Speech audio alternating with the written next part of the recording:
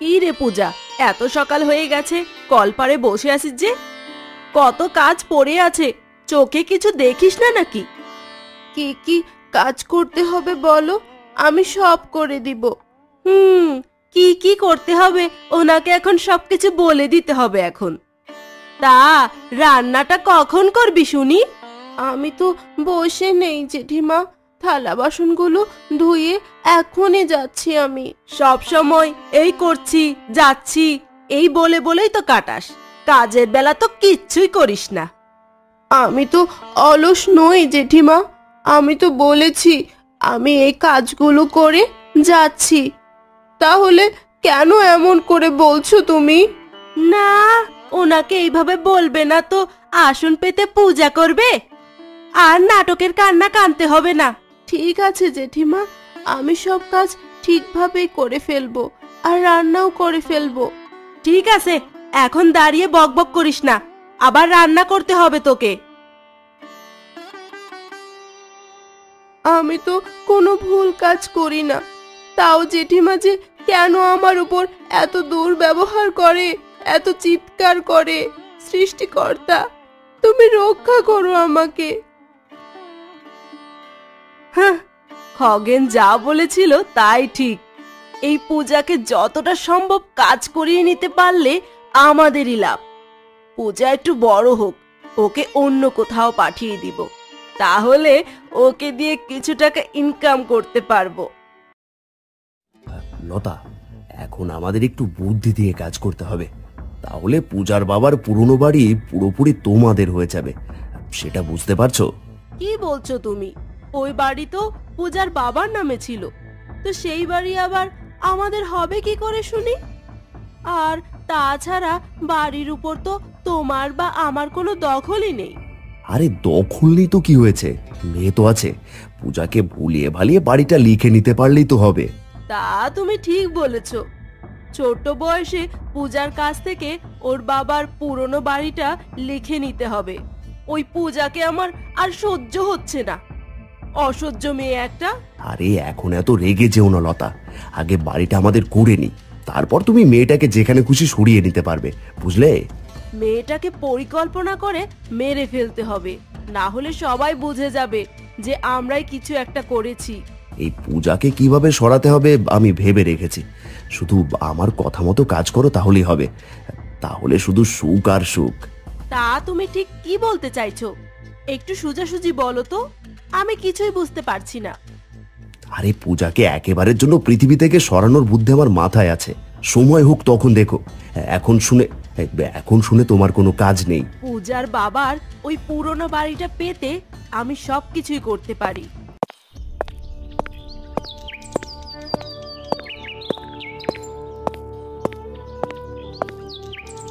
মোড়ল মশাই, আজকে আপনাকে একটা বিচার করে দিতেই হবে।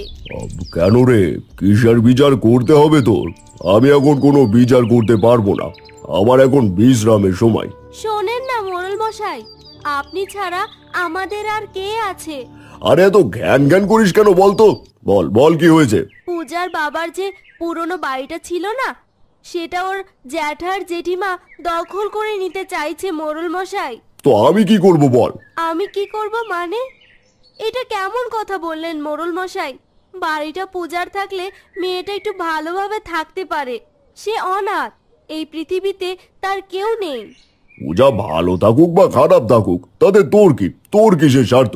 তোর কি বোন নাকি ননদ হয় পূজা, যে এত দরদ উতলে উঠছে? আমার কোনো স্বার্থ নেই মোড়ল মশাই, মেয়েটার অবস্থা দেখে কষ্ট লাগে, তাই এই জন্য এসেছি। না না, আমি কিছু করতে পারবো না, আমার অনেক কাজ আছে, তুই যা এখান থেকে।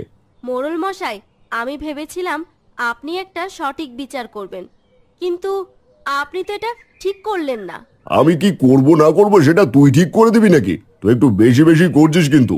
আমি চাই একটা মানুষ বিচার পাক, আর এটাই করতে পারছেন না আপনি, তাহলে কিসের মোড়ল হয়েছেন? মুখ সামলে কথা বল মাধবী, তুই বলে যাস না আমি এই গ্রামের মোড়ল। আমি চাইলে তোর কি অবস্থা করতে পারি তুই জানিস? আমি কোনো ধমকানিতে ভয় পাই না মোড়ল মশাই, আমি গ্রামবাসীকে একজোট করে আপনার বিরুদ্ধে প্রতিবাদ গড়ে তুলব। তোর যা করবার করে নে, আমিও তোকে দেখে নেব। আর যদি বলিস গ্রামবাসীদের কথা, তাহলে বলিস শোন, গ্রামবাসীদের কেউ আমার বিরুদ্ধে টিকতে পারবে না।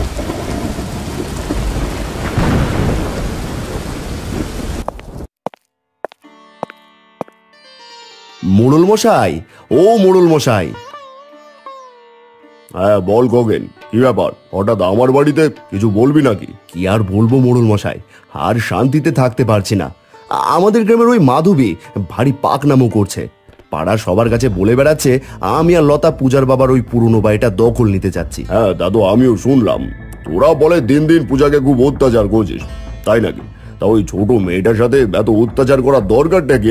আরে মোড়ল মশাই, আমরা যা কিছু করছি সব আপনারই জন্য। পূজাকে চাপ না দিলে ওর বাবার ওই পুরাতন বাড়িটা নেব কিভাবে আপনিই বলুন। হ্যাঁ ঠিক আছে, এটা বুঝেই তো আমি এইসবে নাক গলাচ্ছি না। আমি শুধু এটা বলতে চাই, পূজার বাবার ওই পুরনো বাড়িটা আমার লাগবে। তোরা যেভাবে পারিস নে, আমি এর ভিতর ঢুকবো না। মোড়ল মশাইয়ের কথা শুনে খগেন সেখান থেকে চলে যায়। জেঠিমা, ও জেঠিমা, তুমি কি শুনতে পাচ্ছ? কি রে, কি হয়েছে মুখপুরি? এত ডাকছিস কেন? হ্যাঁ, ভোরে খুব কষ্ট করে রান্না করেছিলাম, তোমরা তো সবাই খেয়ে নিলে, আমাকে দুটো খেতে দিবে? খুব ক্ষুধা লেগেছে। এখন আর খাবার বেঁচে নেই। তোর জ্যাঠা সব খেয়ে শেষ করেছে। তুই যা এখান থেকে। বিশ্বাস করো জেঠিমা, খুব ক্ষুধা লেগেছে আমার, আমাকে অল্প কিছু খেতে দাও। কি রে মুখপুরি, কানে কি কথা ঢুকছে না? বলছি না খাবার নেই, খাবার শেষ হয়ে গেছে। ঠিক আছে জেঠিমা, তাহলে আমি কিছু রান্না করি এখন, তারপর আমি খাবো। রান্নাঘরে তো কিছুই নেই। কি রান্না করবি? কটা চাল আর কিছুই নেই। কি বলো জেঠিমা, আমি তাহলে এখন কি রান্না করে খাবো? আমি জানি না, যা করবি কর বাবা, আমাকে আর ডাকতে আসিস না। আমি এখন একটা ঘুম দিব। ঠিক আছে জেঠিমা।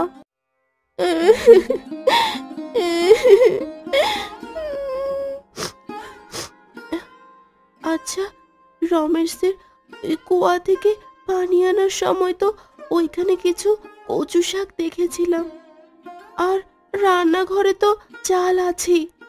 কচু শাকগুলো এনে কচু শাকের ভর্তা করলে কেমন হয়?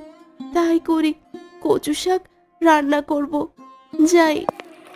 এই বলে পূজা রমেশদের কুয়োর কাছে কচুর শাক তুলতে চলে যায়। সেখান থেকে কয়েকটা কচুর শাক তুলে নেয়। সে শাক তুলে নিয়ে বাড়ি চলে যায়। বাড়ি গিয়ে রান্না বসায়, আর তার জেঠিমা পেছন থেকে চুপি চুপি দেখে সেটা। আহ, কি সুন্দর সুগন্ধ বের হয়েছে। এই বলে পূজার জেঠিমা ঘরের ভিতর চলে যায়। ঘরের ভিতর গিয়ে পূজাকে বলে, পূজা, কচু শাকের যে সেই সুগন্ধ বেরোচ্ছে। কি রে, তুই এত খাচ্ছিস কেন? এত খেলে আমরা কি খাবো? হ্যাঁ, দে থালাখান আমাকে দে। এ কি জেঠিমা, আমি এত কষ্ট করে রান্না করেছি, আর তুমি আমাকে খেতেও দেবে না? তোকে যদি সবই খেতে দিই, আমরা কি খাবো শুনি? যা দিয়েছি তাই খা, না হলে সেটাও পাবি না। দেখো গো দেখো, আমার সাথে তর্ক করছে কিভাবে, মুখে মুখে মিথ্যা কথা বলে। গিন্নি, সবই দেখেছি। এর একটা কিছু করতেই হবে। পূজা, তোর এত বড় সাহস, তোর জেঠিমার সাথে মুখে মুখে তর্ক করছিস? তোর জেঠিমা যা বলবে তাই করবি, না হলে তোর খবর আছে আমি বলে দিলাম। দুটো ভাত খেতে পারছিস, সেটাও আর পাবি না পরে। আমি কি করলাম জ্যাঠামশাই? আমি তো তোমাদের সব কথাই শুনি, সকাল থেকে সব কাজই করেছি। কই, জেঠিমা তো কোনো কাজ করে না আমার সাথে, তবুও আমি কিছু বলি না। আমাকে ঠিক মতো খেতেও দেয় না, সব সময় খারাপ ব্যবহার করে। তোর এত বড় সাহস, তোকে দেখাচ্ছি, দাঁড়া। এই নে, এই নে, আর করবি? বল বল, আর করবি?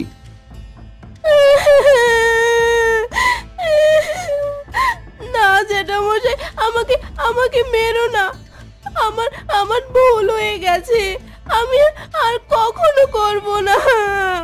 আমি আমি আমাকে এবারের মতো আমাকে ছেড়ে দাও জ্যাঠামশাই, এবারের মতো ছেড়ে দাও।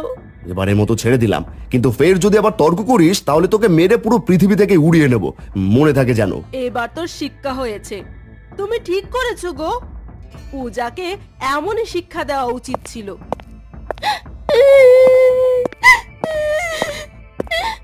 পূজা কাঁদতে কাঁদতে বাইরে এলো। বাইরে এসে সে তার সৃষ্টিকর্তার সঙ্গে কিছু বলছে। আমার কি দোষ সৃষ্টিকর্তা? কেন আমার সাথে এমন হচ্ছে? আমাকে কেউ ভালোবাসে না, সবাই আমাকে আঘাত করে। আমার বাবা মাও মারা গেছে, যদি তারা থাকতো তাহলে কখনোই জ্যাঠা জেঠিমা আমার সাথে এমনটা করতে পারতো না। এখন আমার মরা ছাড়া আর কোনো উপায় নেই, আমি আজই মরে যাব। এখন আমি এই কুয়ার মধ্যেই ঝাঁপ দিয়ে মারা যাব। পূজা, তুমি এটা কি করতে যাচ্ছ? তুমি তুমি আমায় আটকিও না দিদি, আমাকে মরে যেতে দাও। আমি আর এই পৃথিবীতে বেঁচে থাকতে চাই না। আমার কেউ নেই, আমার জ্যাঠা জেঠিমা আমাকে একটুও ভালোবাসে না। ছোট কাল থেকেই আমাকে অত্যাচার করেছে, আমাকে যা বলে আমি তাই করি, তাও আমার উপর দুর্ব্যবহার করে, আমার গায়ে হাত তোলে। কি হয়েছে? আজকে কি তোমাকে মেরেছে? হ্যাঁ দিদি, আজকে আমাকে অনেক মেরেছে। এই দেখো কত দাগ হয়ে গেছে। আর জানো কারণ কি? এইটুকু একটা বাচ্চা মেয়েকে এভাবে মেরেছে শয়তান লোক। কেন তোমাকে এভাবে মারলো তারা? শুধু শুধু কটা খেতে চেয়েছিলাম বলে আমাকে এভাবে মারলো। এবার তো দেখছি লতার খগেনের খুব বার বেড়েছে। বাচ্চাটাকে মেরে কি হাল করেছে, তারপর আবার ঠিক মতো খেতেও দেয় না, কাজ করিয়ে করিয়ে খাটায়। মেয়েটার কি অবস্থা! তুমি চিন্তা করো না পূজা, আমি আছি তোমার পাশে। আমি এর শেষ দেখব, তুমি আমার সাথে চলো। এই বলে পূজাকে তার দিদি তার সঙ্গে নিয়ে তার বাড়ি চলে যায়। এই তোমরা পূজার সাথে এত অত্যাচার করেছো কেন? না, আমরা কিছু করিনি। আমরা পূজাকে আমাদের মেয়ের মতো করে ছোট কাল থেকে বড় করেছি। আমরা কেন এটা করব? হ্যাঁ, তুমি এখনো মিথ্যা বলছো কেন? পূজা আমাকে সব নিজেই বলেছে, তোমরা ওকে অত্যাচার করো।